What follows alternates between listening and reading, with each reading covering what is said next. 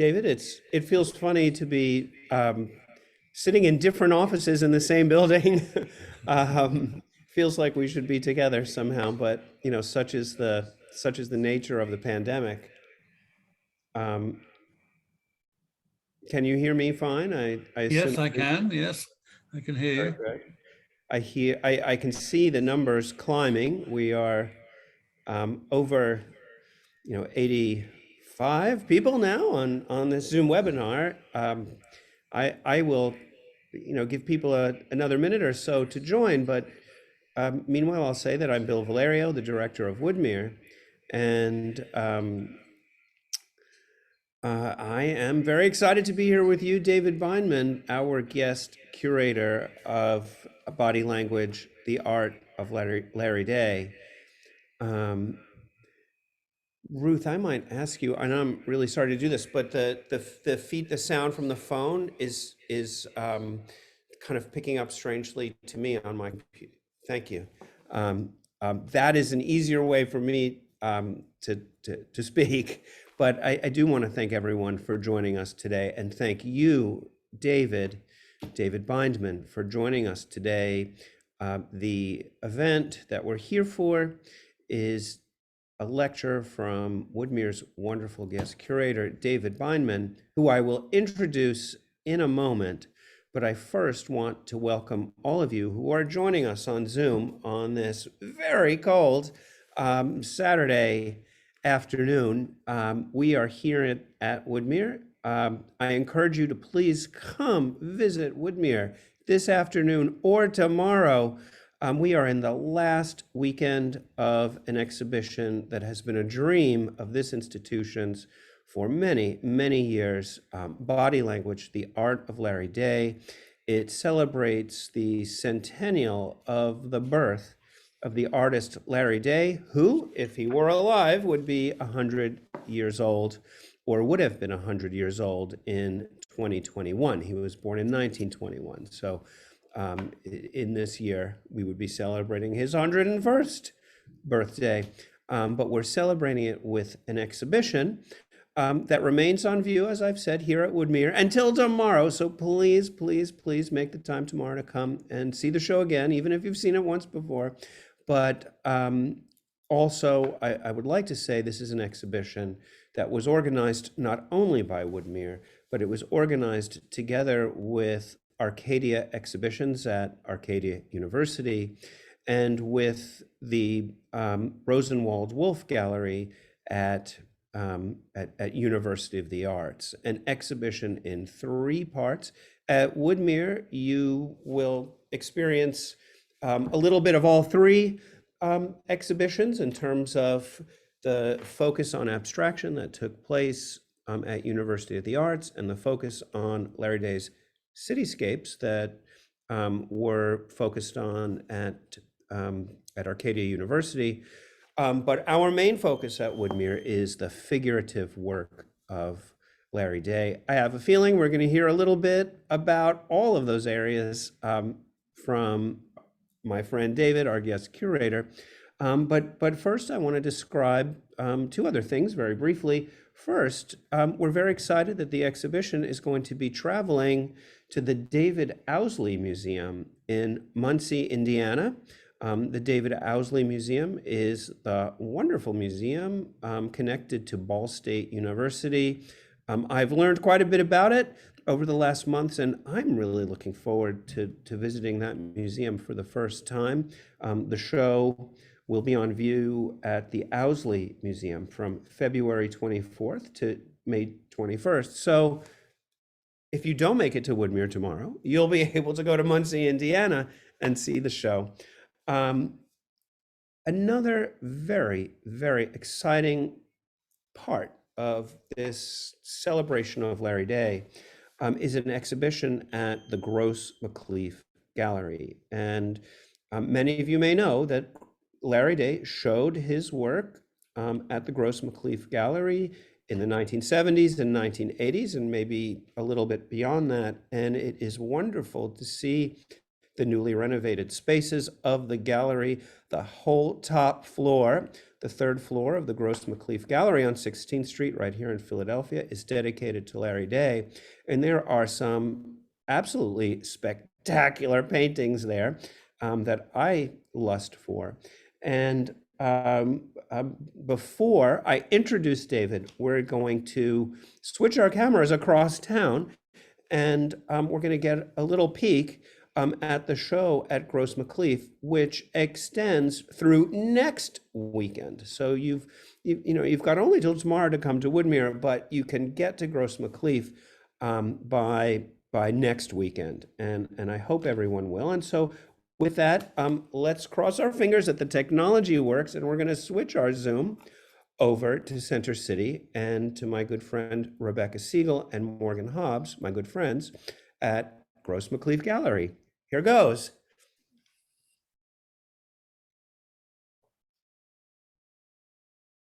Uh-oh.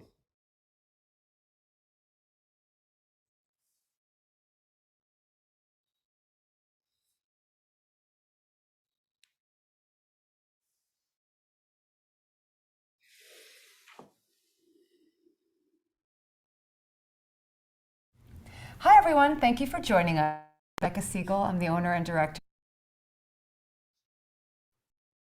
of Gross McLeaf Gallery, and I'm here in Center City, Philadelphia with our assistant director, Morgan Hobbs. It's a pleasure to be with all of you, and we're really excited to learn more from David Bindman and the whole Woodmere team through this talk. I just want to take a moment and thank Bill Valerio and Ruth Fine for helping us to facilitate this show, and including us in Larry Day's centennial celebration. Our show is in fact called Larry Day at 100, and we have a number of works here that Morgan is going to talk with you about. But suffice it to say that we have had a large number of visitors who have come through and enjoyed Larry's works and been really inspired by them or re-inspired by them.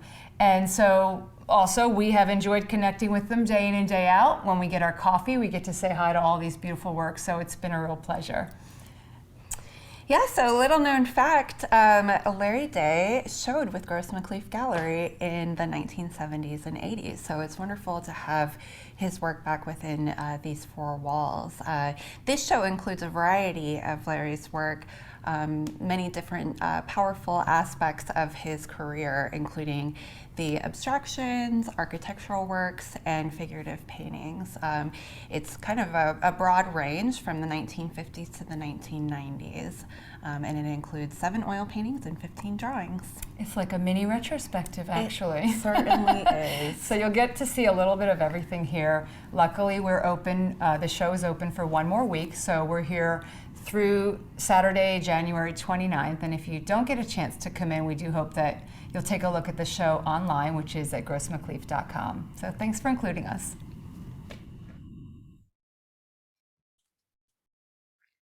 That was wonderful, and thank you, Rebecca and Morgan, for that. With that, I'd like to introduce our guest curator and our speaker this afternoon, my friend David Bindman. David's essay on Larry Day appears in our beautiful catalog, and I also encourage everyone to buy the catalog and to get deeper into the work of Larry Day. There are many wonderful essays in here. To properly introduce David, it would take the next hour, so I'm not going to do it in a very thorough way, but I will say that David was educated at Oxford University and at the Courtauld Institute. He is currently Emeritus Professor of the History of Art at University College London, and he's a felon. He's a fellow. He's a felon. He's not a felon. He's a fellow. And David has a good sense of humor. David is a fellow at the Hutchins Center at Harvard University. He has, he's taught at Yale and many other amazing schools. He has had fellowships at the National Gallery, at the Getty Center, and again, the list would be very long. But suffice to say that David is an extremely distinguished art historian, And one of David's projects, among his, many important projects and books, he is the co-editor, I believe you're co-editor with Henry Louis Gates of the extraordinary series, The Image of the Black in Western Art, which I believe now there are 4 volumes published and more on the way. And, I may or may not have that right, but I believe there are 4 volumes. No, it's actually 11 at the moment, and the Oh my 12th God. is on its way. See, I only have 4 at home, and that's why I was thinking 4. But Right. but with that, I want to hand this over to David. Say thank you, David, for your work in organizing and curating a beautiful show, which just seems to fit so perfectly in Woodmere's galleries. And I'm excited to hear what you have to say, as I know everyone else is here on this Zoom. I'll just very quickly say, please put your questions, if you have questions, put them into the chat. Hildy Tao, who's Woodmere's Director of Education, will be monitoring as we go along. And after David finishes speaking, we will have time for questions and answers. So thank you for that's all. Please click welcome, David. Thank you very much. And David, I hand the screen over to you. Right. Okay, thanks so much, Bill. I'm certainly struck by the fact that from my point of view, this is very much a project that's been governed by lockdown. I was hoping to be able to come over several times to work on Larry's work, and I certainly have looked at great numbers of them, but I've had to be very dependent on Bill, and also particularly on Ruth Fine, for a lot of information. And I wasn't able, for instance, to go to Providence to look at the series, and I really regret that. So there are some bits of my essay that I fully admit are rather thin, and I think there is emerging, as others have remarked, a category of lockdown books where the research isn't always done to the best level, that you can't, for instance, go into libraries to check things and so on. And I think this will be an increasingly visible phenomenon as people look at what's being produced at this time. Now, I first got to know Larry Day in the 1980s through friendship with his wife, Ruth Fine, whom I'd known since I was a graduate student, and she was a curator at the Rosenwald collection in Jenkintown, which you'll know as the predecessor of the prints and drawings collection at the National Gallery of Art, which, and of course she went there herself. And I should say that Ruth has been a great friend over the years, and we've worked on a number of projects together. And she's also contributed to the Image of the Black in Western Art. And we've somehow seemed to be on the same wavelength from early days when we worked on Blake. And in a way, I feel I've sort of grown together with her. I should also add that she's the godmother to one of my daughters. Now, I saw most of Larry in 1990 when I was a fellow at the Center for Advanced Study in the Visual Arts at the National Gallery of Art in Washington. And I often visited them and stayed at their house in Tacoma Park. He was a fascinating figure, slightly recessive, but always wise and immensely knowledgeable, not only about art, but about literature and philosophy. You knew instantly that he was a natural teacher and a clubbable man, with many long-standing friendships. He reminded me of an argument I had with someone about teaching. This person said the real role of a teacher was to excite their students and fire them with enthusiasm. I said that I disagreed, that a teacher wasn't there to preach to the students, but gently cajole them to find their own excitement for themselves, to be active rather than passive. And Larry was very much a teacher of the latter kind, a changer of lives who was revered by his former students. The times I enjoyed most with Larry was going with him to the National Gallery of Art in Washington. We spent a lot of time in front of the great Bellini, and could I have the first image, please? Hildy?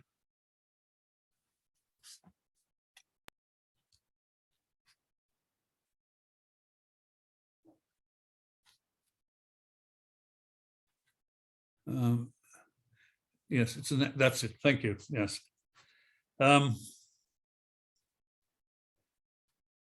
This is the great Bellini Titian Feast of the Gods, which I believe lies behind much of his art. It is the preeminent painting of sociability, with all the interactions known to man, but with hints of divine order and glimpses of paradise. It is a picture of gods behaving like human beings with all their conflicts and foibles. And of course, Larry knew the gallery intimately and often led me into the less frequented galleries. I confess that I was often baffled at first by some of his choices. I've written in the catalogue about his liking and respect for a painting in the galleries by the English provincial artist Arthur Davis. Can I have the next slide, please?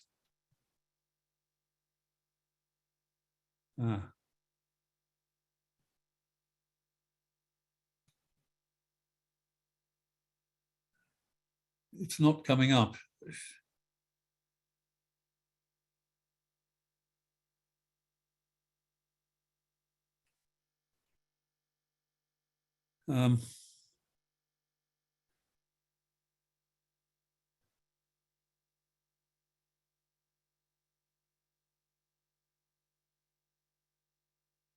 Yes, there it is. Good. And I think you'll agree it's a very provincial work. And I was eventually persuaded at the time by Larry that what he did see, what did he see in this admittedly charming but pretty wooden rendering of an obscure country gentleman from the English provinces. I also mentioned to him his to me incomprehensible taste for an even more unlikely artist. And can I have the next slide, please? Next image.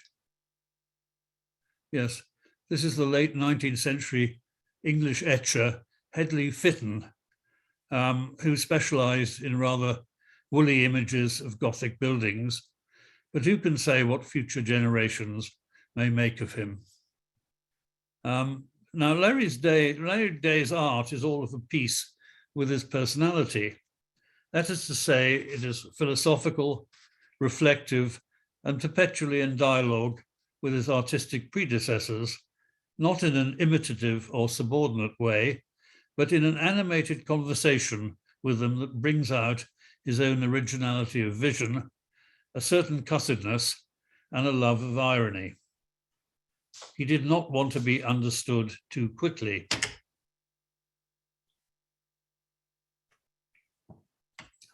His account of the painter Baltus could well be applied to himself.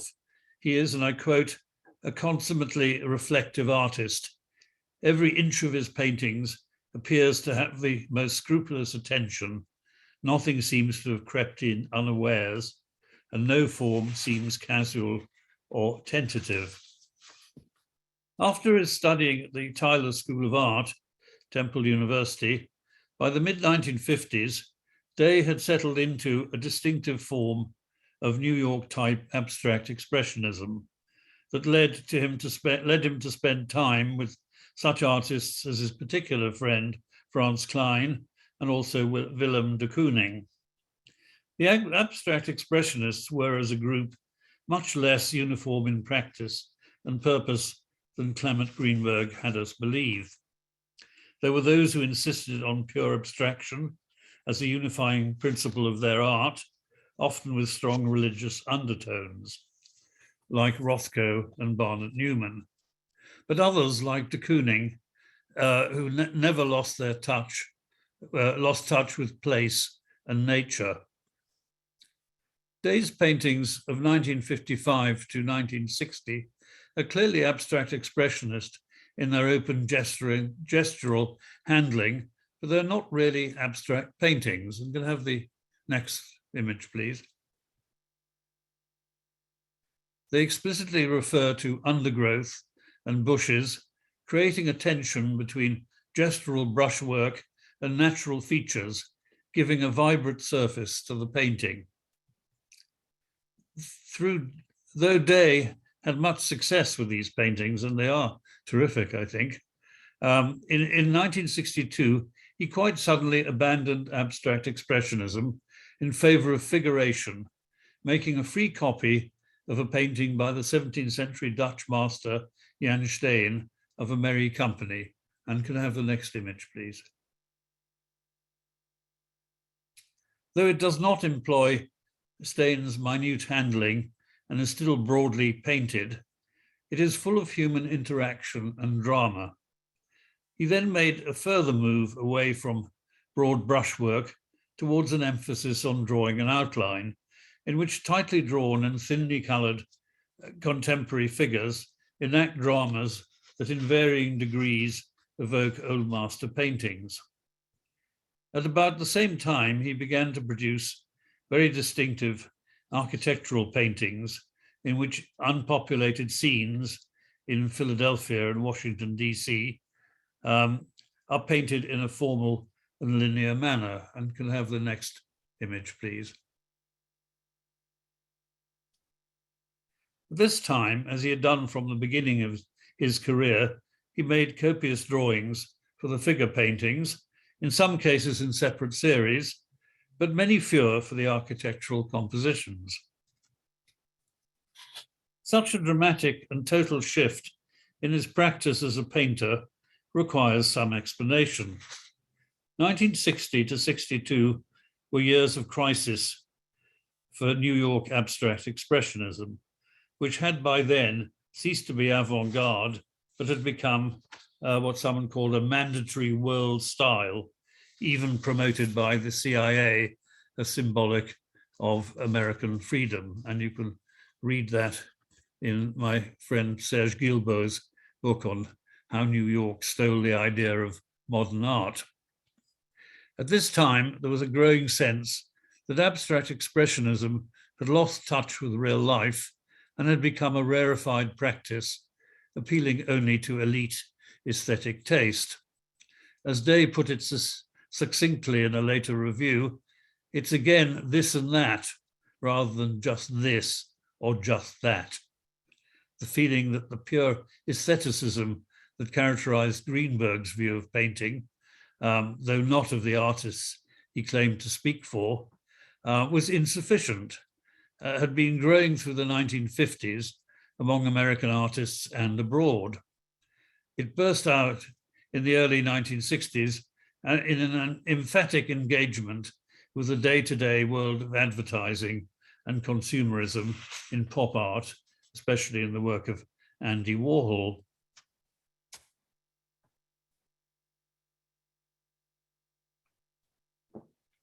The feeling of discontent with the just thisness of abstract expressionism was expressed in 1960 by Day's friend Philip Gustin, who had made a journey from a highly aestheticized form of color-based abstraction to a form of realism.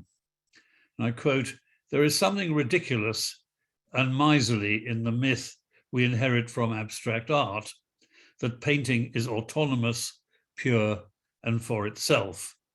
But painting is impure. We are image makers and image ridden." It is nonetheless remarkable how quickly and completely Day adopted an entirely new approach. As he said himself, it was a cut and dried overnight thing. He became in one leap a history painter, making works that were deliberately in dialogue with earlier art, literature, and philosophy.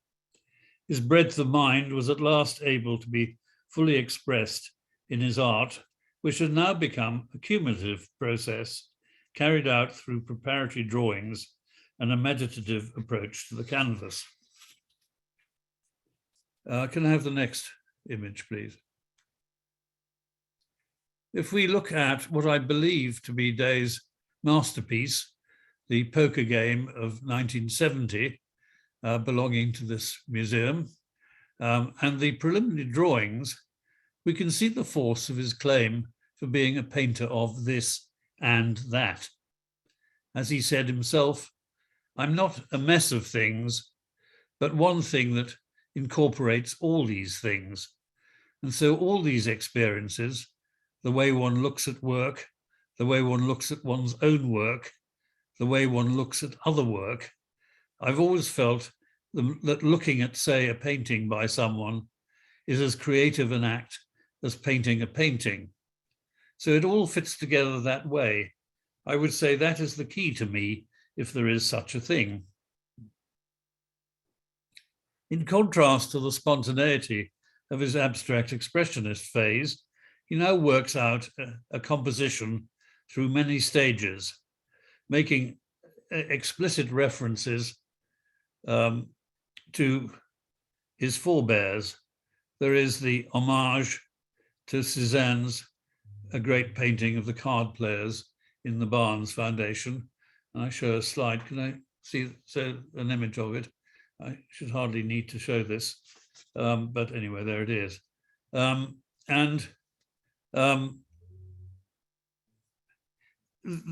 there's the celebration of sociability and friendship. The players are all fellow artists. And again, can you go back for a moment to the card players? Thank you.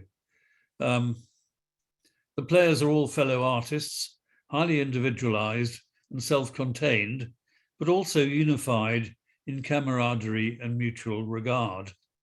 The poker game is a local institution, notable for celebrating its 50th anniversary in 2013, though by then hardly any of the original players were still alive. Day himself, though he appears in some of the preparatory drawings, is represented in the final painting by an empty chair. In a sense, it is a meditation on the social life of the teacher artist. And there's also an implied contrast between the sociability of Philadelphia artists and the notoriously competitive art world of New York. The evocation of Cézanne is at the heart of the composition, because a key purpose is to apply to everyday reality what Cézanne described as, I quote, a solid and lasting, like the art in the museums. The classical tradition from the ancient world through the Italian Renaissance to Poussin is a matter of imposing a higher order on the inevitable fragmentation of reality. As Day put it, I feel very aware of fragmentation as an issue, and it's a way we sort of understand or approach reality. And then at the same time, there's that sense of unity and whether a unity is possible. And I think this is one of the things I see in Baltus, is the ability to unify fragmentation to create a sense of wholeness and still not dissipate the fragmentation that exists within it. So that you have, again, this and that, rather than just this or just that. Day's figurative paintings are, inverted commas, real, in the sense that they often represent real people, but such reality is always undercut by fictional elements. He liked the National Gallery curator Nan Rosenthal's description of his work as ironic realism. I think that was perfect. That's how I think of my work. That's how I thought of it even before she named it, because irony always seemed a key issue. One of the influences on my thinking was Thomas Mann, who has always dealt with irony. A painting that might seem to be of a real scene begins to come apart as one looks into it, a process he describes in connection with his painting and drawings of Salome. And could have the next, well, the second, yeah, that's right, thank you. The figure compositions are usually based on multi-sources from, let's say, this is a quote, the figure compositions are usually based on multi-sources from, let's say, photographs, sometimes somebody posing fragments of different places. For instance, the painting I did of Salome, part of it is this sofa, and this part of it is, the table part of it, is from an old 19th century print. Part of it is Jerry Nichols, who posed as Herod. Salome came from a Bloomingdale advertisement. You know, the whole thing is a mixture. He quotes Irvin Ehrenpreis on T.S. Eliot to give a sense of the visual dislocation he expects the viewer to experience as they examine his paintings. And I quote, "Disruptions of syntax and meaning that startle the reader into attention while forcing him to reconsider the purpose and value of literary experience. Proper names intruding with no reference to identify them until we question the significance of identity. Verb tenses slyly melting into one another till we ponder the reality of time. Third persons becoming second and first till we stumble in the relativity of perceptions."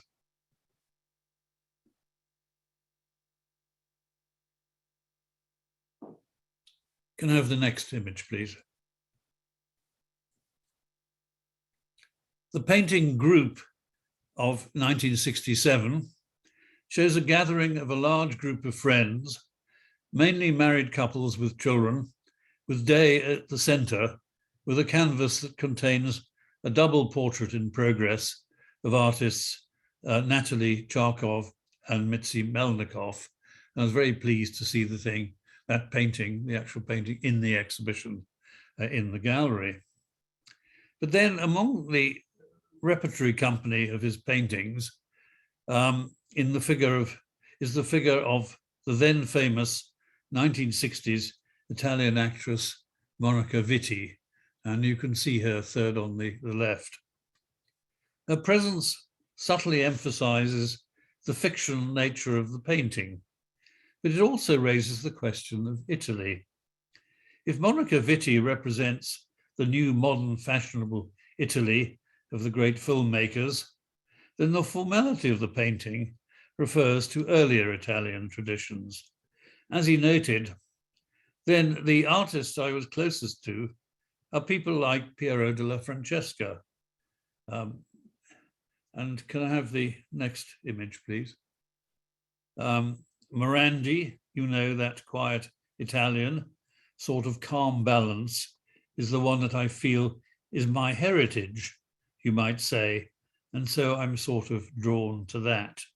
And I think that's, again, a note that I'm very struck by in looking at the exhibition this morning, that there is this Italy appears so strongly as both modern Italy, which may also include references to the mafia, and technological innovation, fashionable clothing, but also, of course, the medieval and earlier art.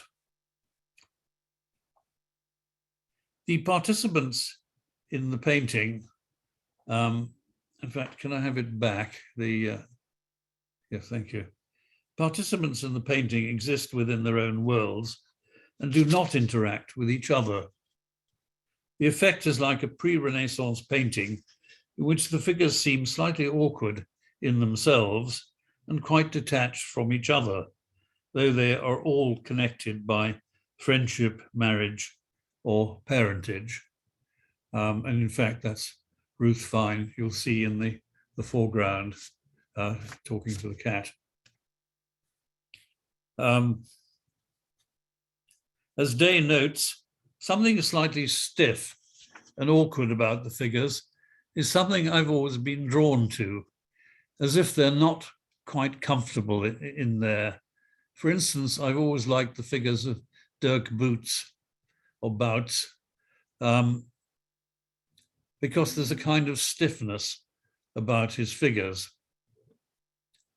I think that there's that sense of, I guess, a personality being embedded in the form as well as the source image or something like that. Can I have the next image, please? No, sorry, the previous one to this. Thank you, yeah. Day talks of the effect of Pirro della Francesca on him when he went to the National Gallery in London, when he was based in Paris for a year in 1952 to 53. And Pirro is as much a presence in the poker game as Cézanne, bringing a certain distance and detachment to the representation. He noted that, and I quote, "We reverence all that is quiet, cold, distinguished, distant, and past. Whatever does not, as we look at it, make us taut and put us on the defensive, whatever we can converse with without having to shout." There is also a tendency towards the frieze-like, and that frieze quality, sorry, this is a quote again, and that frieze quality, I think, part of that grows out of my non-representational work, which is as close to the surface kind of thing, so that when there are depths, the depths are treated with a kind of limiting. But figures usually, also I think, that grows out of another of my great pantheon, Poussin. And could I have the next image, please?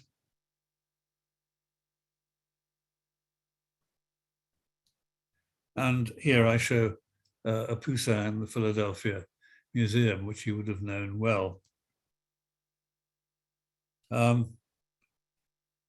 guess in drawing, I draw more from Poussin than any other artist. His structures continuously intrigue and enlighten me. Day's figurative paintings from the early 1960s until his death in 1998 represent an extraordinarily rich and complex body of work, much of which centered around the role and predicament of the artist himself. In the Selfportrait trilogy, which consists of 3 paintings, Break, Changes, and Limit, as well as Day by Day of the early 1990s, he is at the center of each painting. And could I have the next image, please?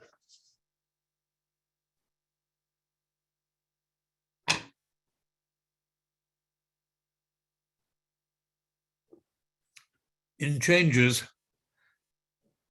Day is painting or drawing directly onto a canvas from a naked model seated before him.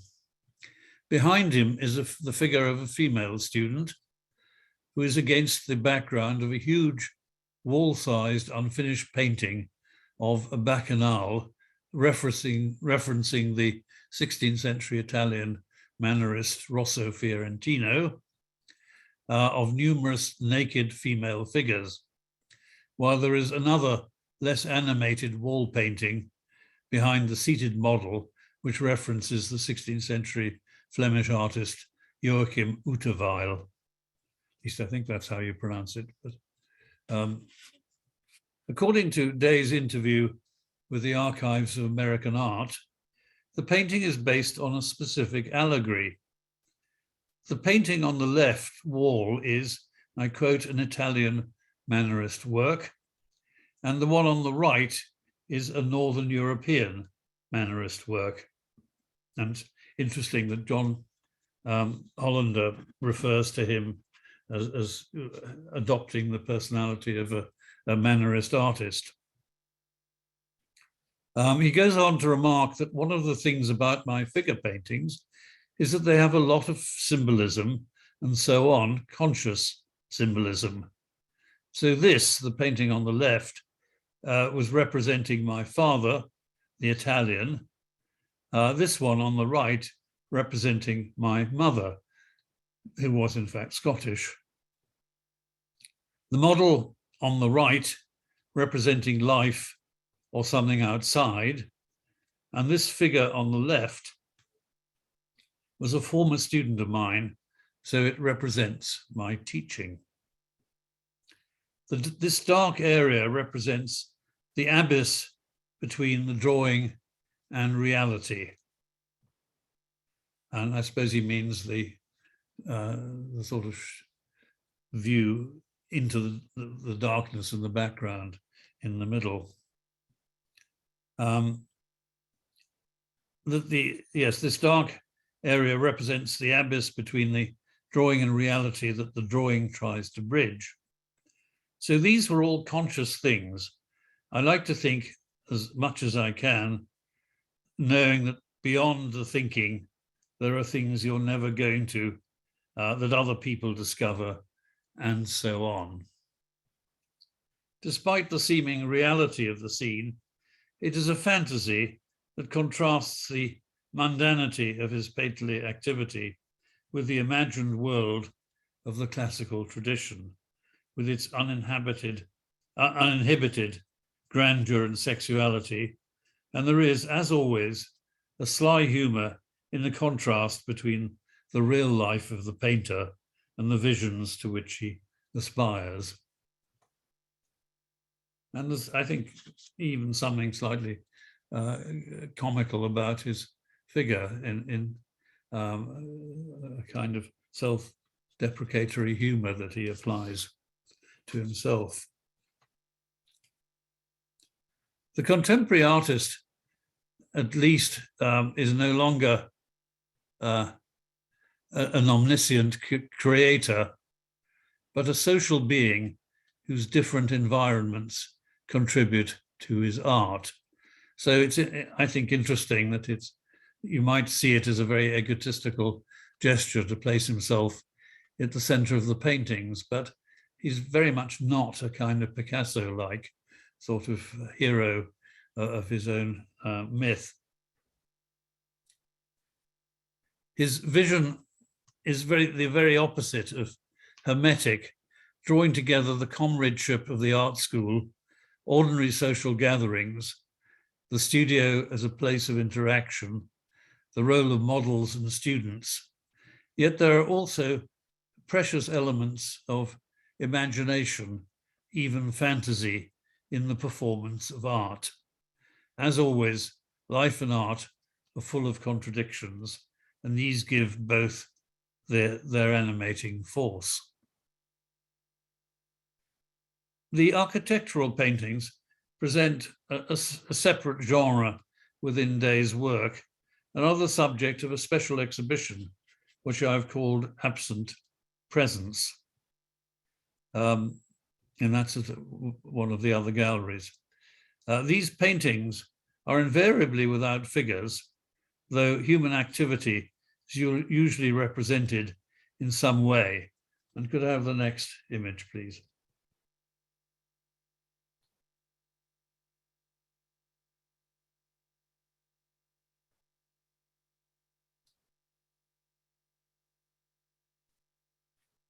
They're subjects of the most unassuming architecture of Philadelphia and elsewhere, challenging the artist to give life to essentially featureless scenes by imposing on them a rigidly classical order.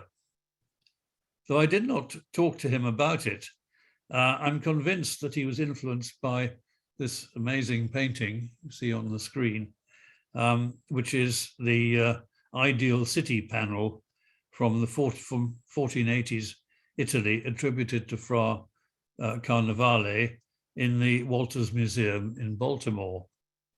This painting, commissioned by Federico da Montefeltro for his palace at Urbino, is an exercise in perspective that expresses a princely view of an ideal city-state with its various varied elements, Colosseum, baptistry, and triumphal arch, unified by rigidly mathematical single-point perspective.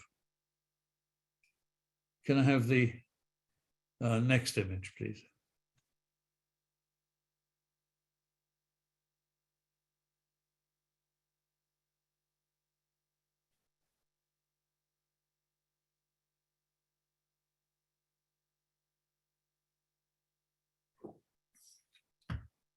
Sorry, could I have the next image? Oh.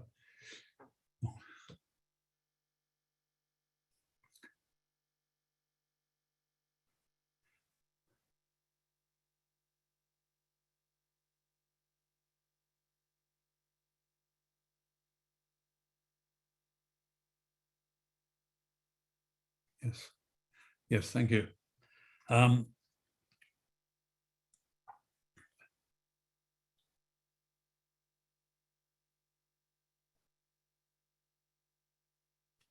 There is an obvious irony in applying princely values to the architecture of the non-touristic parts of Philadelphia, but they also express for Day, in his own words, distancing.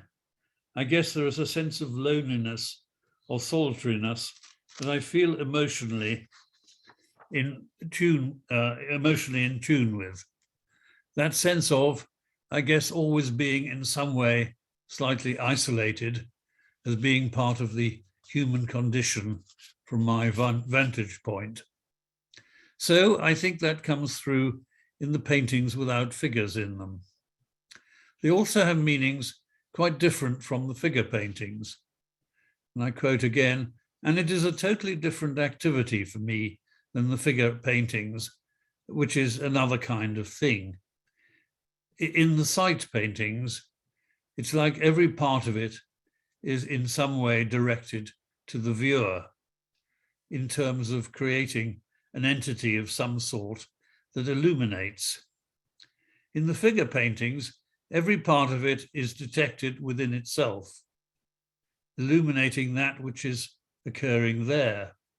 In the figure paintings, I think of myself more as a voyeur or a witness, where in the sight paintings, I think of myself as a participant. The artist himself then is the central human presence in the sight paintings, but activity is always implied. In the dramatic extension of 1977, which I show on the screen, a huge concrete support for a roadway stands proud against the sky. The reductive process of the final work is clear from a preparatory photograph, which contains the random detail of reality. Day reduces walls and buildings to a state of geometric purity that recalls, ironically, the perspectival purity of the Walters painting of the ideal city. Finally, the drawings. Larry was a compulsive draftsman all his life.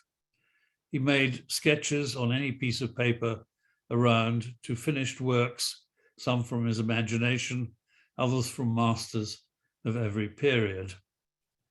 He also made series of drawings, beginning with the 8 colored drawings of 1976, belonging to the Rhode Island School of Design, entitled The Venus Society. And could I have the next image, please?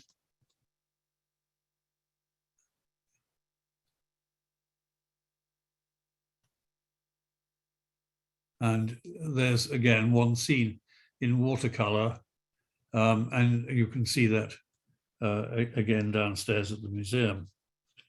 And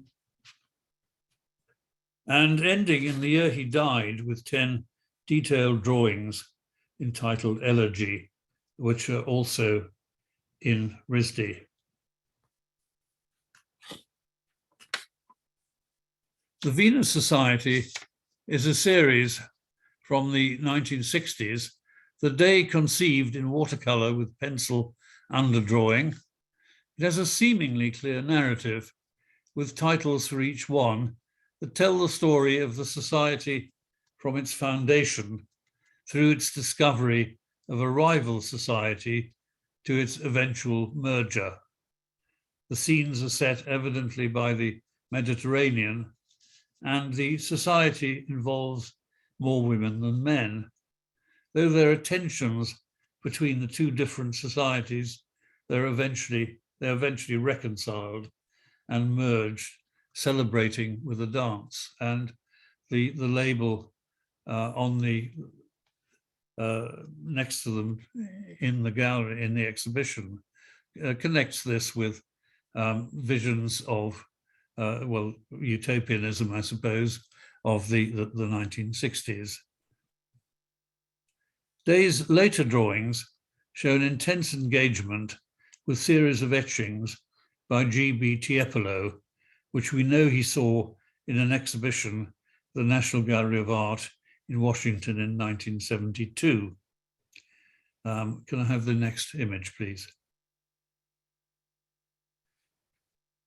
Tiepolo's two sets of etchings, the Caprici of circa 1740 to 42, and the Scherzi di Fantasia of circa 1743 to 57, seemed the very height of poetic expression in the 18th century.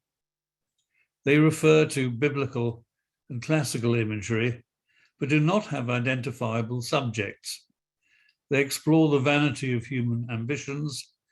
Powerful figures are confronted with fragments of tombs and are seemingly impotent in the face of death, as in the etching that I show. Their influence can be seen strongly on the late series of Tempi del Giorno of 1992 and 93 in the Philadelphia Museum of Art. The punning title underlines their autobiographical nature, with the artist appearing every single drawing. And as I mentioned before, John Hollander suggested that Day created a kind of alter ego, an Italian 16th century Mannerist artist called Lorenzo del Giorno, which was in fact the artist's real given name. And can I have the next image, please?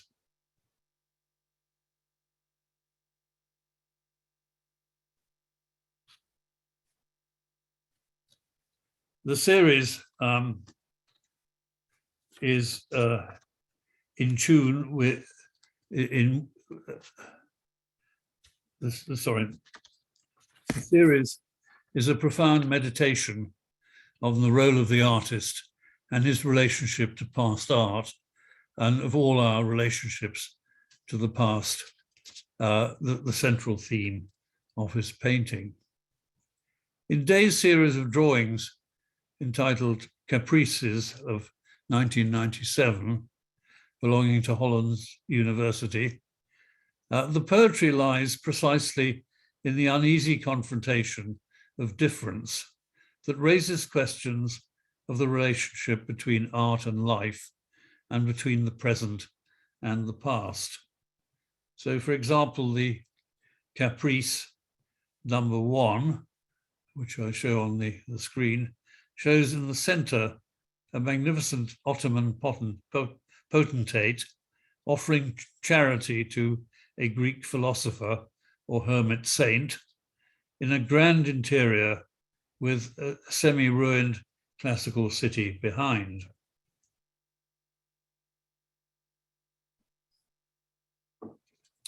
A group of youngish male tourists enter at the right from an 18th century European street.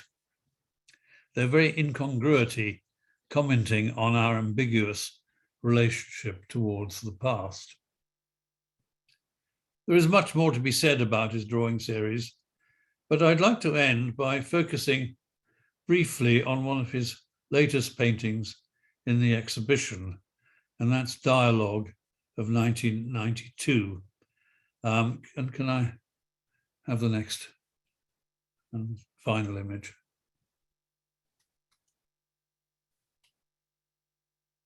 This depicts in its final form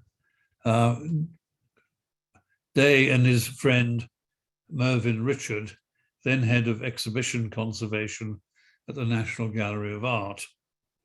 It shows the two men in conversation, Mervyn animated, Larry contemplative, even resigned. They are slightly comical hints of the contrast between the vita activa and the vita contemplativa, as in the artist's abjection, surrounded by evidence of his host's expertise as a packer of works of art. And again, this slightly abject figure of the painter is something that is almost a leitmotif throughout the whole of his work. The setting is a construction site which acts as a self-referential yet complex and rational space, reminiscent of Day's site paintings. It is clear that by the end of his career, he had achieved a complete fluency in bringing into the richest possible harmony all his different accomplishments. That's to say, philosophical, literary, and artistic, and between figure and architectural painting. At the end it was no longer for him, as it had been in his early career, a matter of just this and that, but this, and that, without limit. Thank you very much.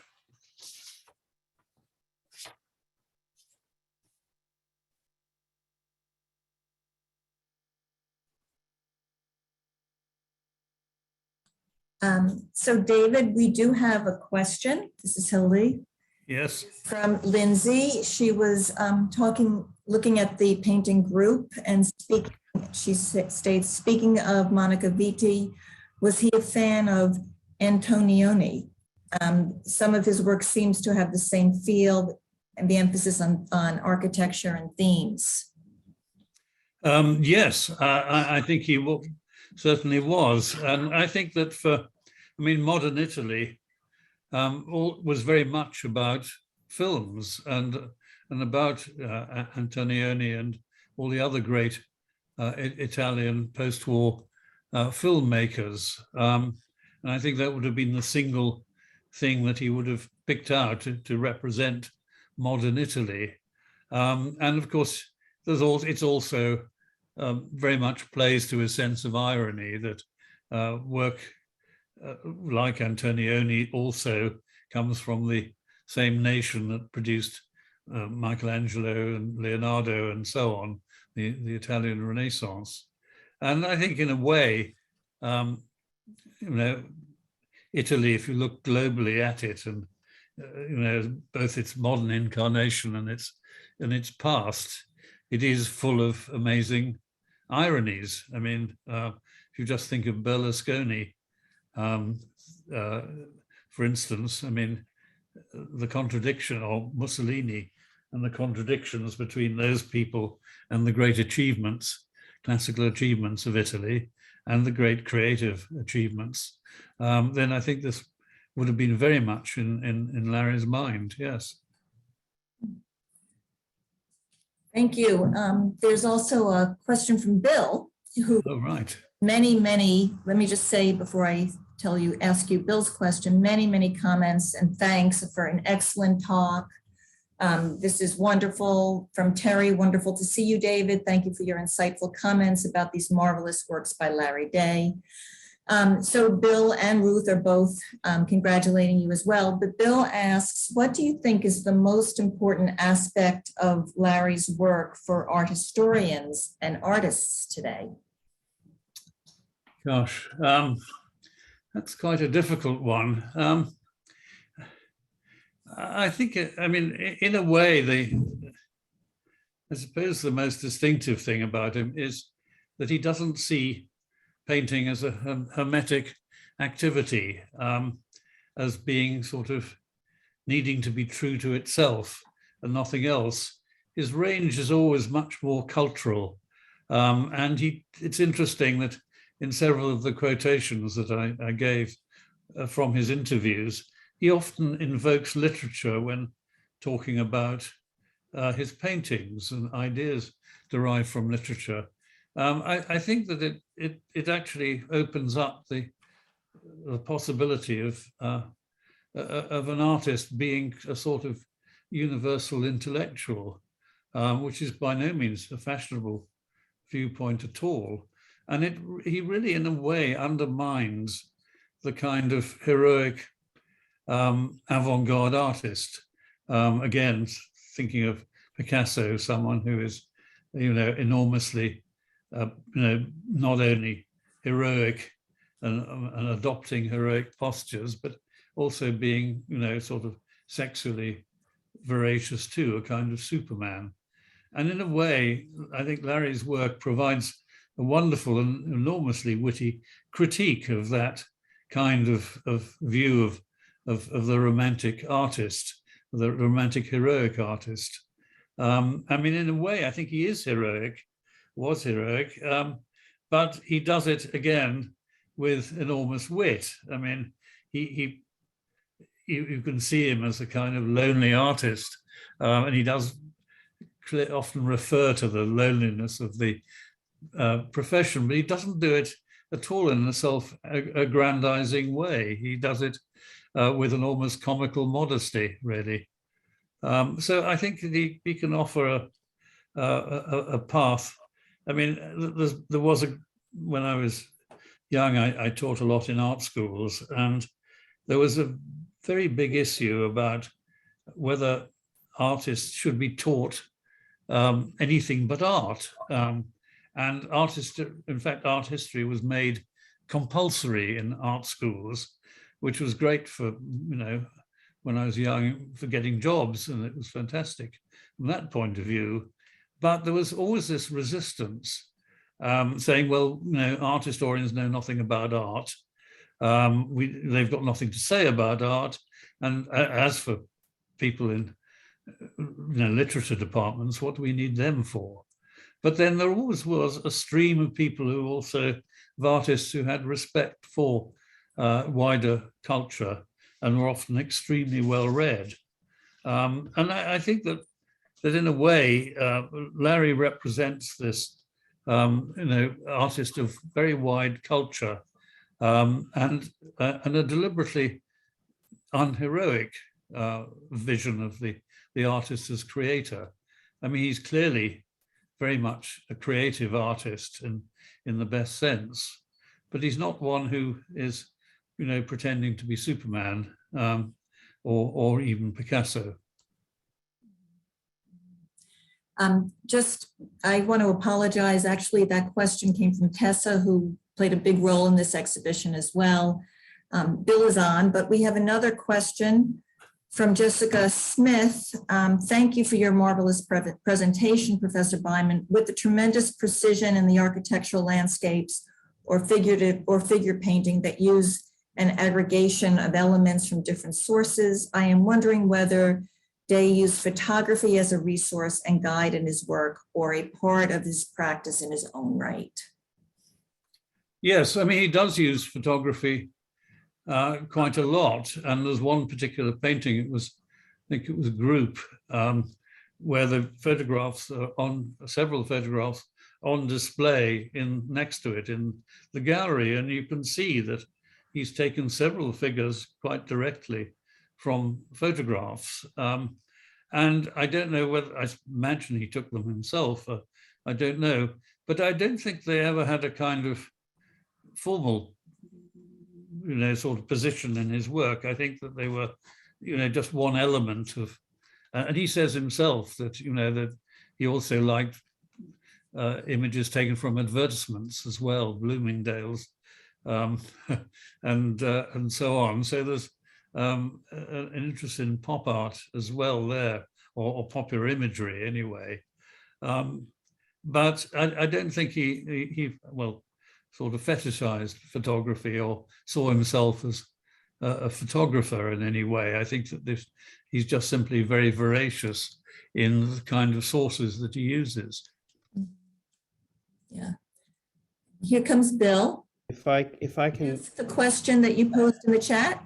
well, actually, I was going to sort of give Tessa the credit for the question about the meaning of Larry's work to artists today, and I just wanted to give a shout out to my good friend Richard Torchia, who organized the exhibition at Arcadia, and describe, and this is really adding on to what you just said, David, about Larry as an artist who changes the idea of what it means to be an artist, or maybe he's just extremely honest about what it means to be an artist for him, and he reveals that through his work. And what Richard said, and this was in the context of a portion of this exhibition being on view at a university, that for young artists, they could engage with Larry as he was developing this practice and finding his voice through the things that he loved. He loved museums and he loved art history. Yes. And he kind of followed that journey and made it his own. And you can, for young people, today, and this is, something that Richard had witnessed, it was very powerful as, and I think you said it's an artist who's extremely honest about who he is and the journey that he's on. And it's a journey that shifts and changes and goes places, but it's his. And I think, for young people who want to be artists and aspire to be artists and build a career, they can see how he lets it be known how he found his voice. And that comes through, I think, in all of the shows. But I thought Richard, really did a beautiful job of describing that in the context of this project. Yeah, I wanted to add that. And then my question, and I had put this into the chat for you, David, and it's something that intrigues me so much about Larry's work. He goes through this incredible transformation in the 1960s. His work in the 70s and 80s is extraordinary, but I think of the 1960s as an era of extraordinary social change worldwide. And Larry's work, is not seemingly on the surface, engaged with feminism, with gay rights, with civil rights. It's, it doesn't seem, it's not on the surface. And I wonder how you would think about Larry's work in relation to the social dimensions of his times. Well, I mean, I think that the suggestion was made in one of the captions about the Venus Society as being a kind of reflection of 1960s utopianism, and I think that's probably right. And I think also the big shift, I mean, against abstract expressionism is, I think there's an element of politics in that, or at least political stance, that in a way it's a rejection of a certain kind of elitism and a rejection of the old world in a way, and its values. And it's amazing that abstract expressionism got to that point, that it became that, from being such an obviously radical movement in the 40s and 50s to then suddenly, and I think that's a lot to do with the CIA and the use that it was, or at least the way it was promoted as a distinctively nationalistic and American style, as opposed to the decadent European style.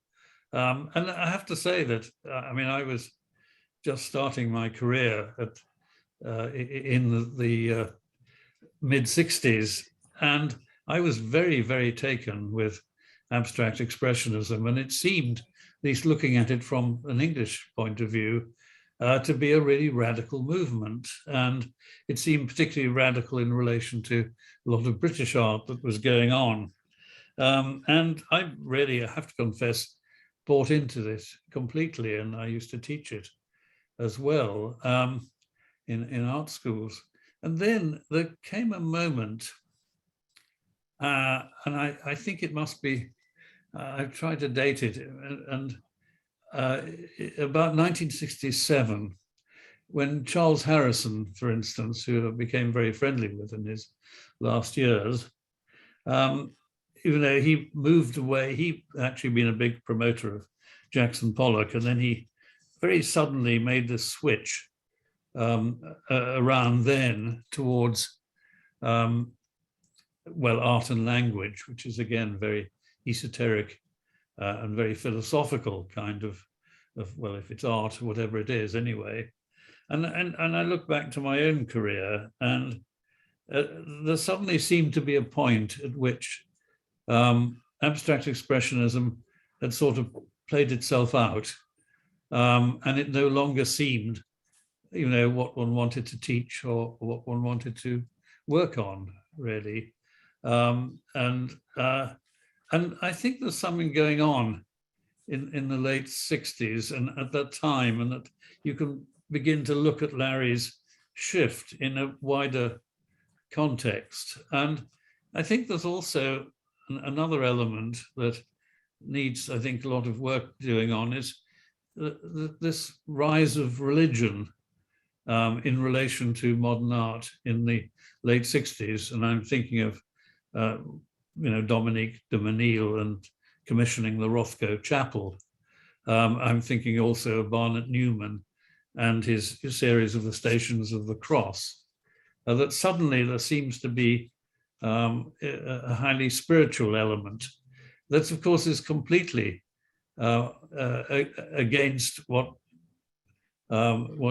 Greenberg was talking about. You know, he really didn't want to, I think, accept that these were religious paintings. He saw them almost entirely in terms of being true to the nature of paint and so on. I think it's a form of you know, a sort of form of Kantianism that he adopted with, I think, not really understanding it, to be honest. But anyway, so I think that the timing of Larry's leap into a new world is probably quite significant. And of course, you know, there are others one can look at, and I think it would be an interesting exercise for someone to do, and maybe they've done it and I don't know about it, to just look and see whether there are moments that resonate across different forms of art, in fact, even different forms of culture, and whether there are years or periods of years that stand out as periods of transformation.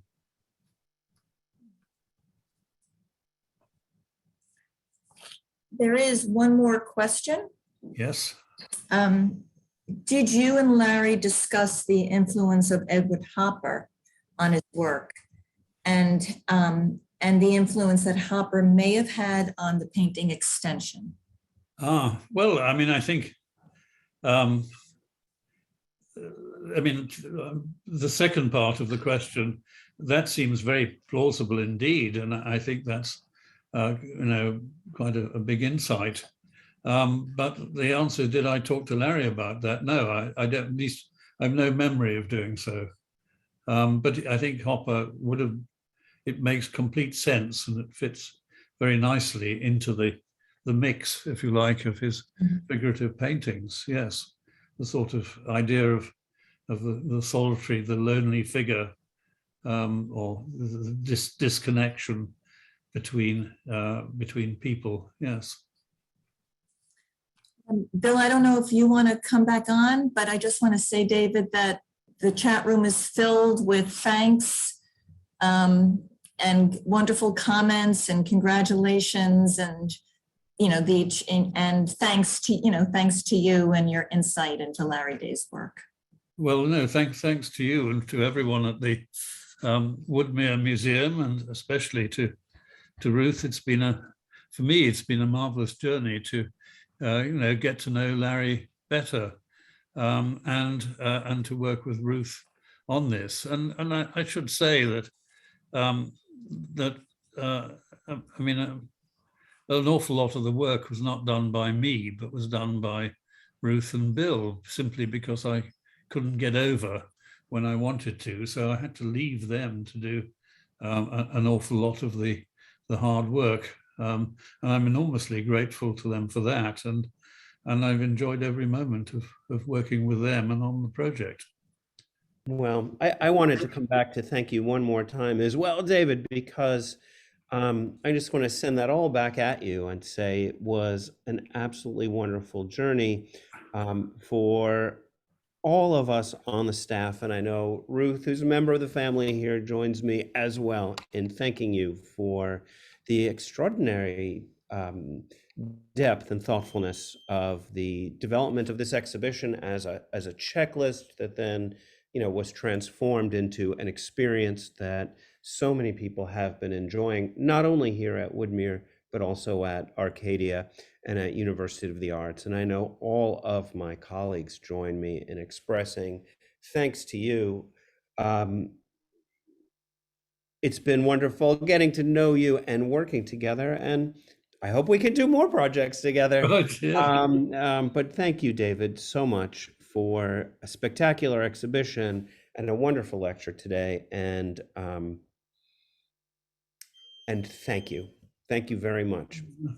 And Thanks to to you. everyone, thank you for joining us this afternoon.